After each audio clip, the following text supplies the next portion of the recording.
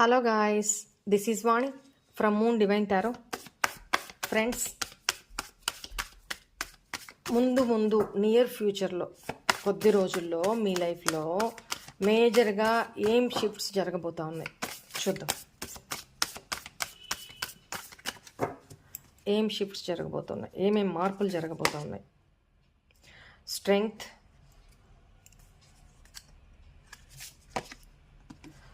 Moon,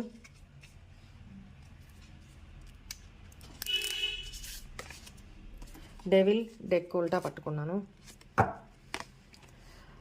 devil energy. ఏం guys, ఏంటి హారోఫెంట్, బాటమ్ ఎనర్జీ, ద సన్. ఇక్కడ ముందు మీ లైఫ్లో మేజర్ ఎనర్జీ ప్రకారము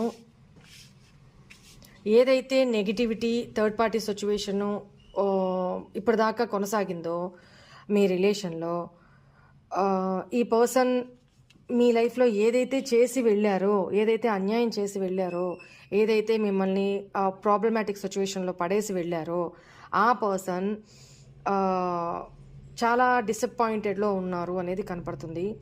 ఫ్యూచర్లో ఈ పర్సన్ మేబీ అది మీ ఫ్యామిలీ విషయంలో అయినా కూడా ఏ నెగిటివిటీ అయితే ఉందో, ఏ బ్లాక్ మ్యాజిక్ ఇష్యూస్ అయితే ఉన్నాయో, ఏ మదర్ ఇష్యూస్ అయితే ఉన్నాయో, ఏ థర్డ్ పార్టీ ఇష్యూస్ అయితే ఉన్నాయో, సమ్ అదర్ గైడెన్స్ వల్ల, ఒక గురువుల గైడెన్స్ వల్ల లేదా ఒక వెల్ విషర్ గైడెన్స్ వల్ల మీ పర్సన్లో చేంజెస్ వచ్చి మీ ముందు తలెత్తుకోలేని ఈ పర్సన్, ధైర్యం లేని పర్సన్ మీ లైఫ్లోకి తిరిగి ఎంటర్ కాబోతా ఉన్నారు.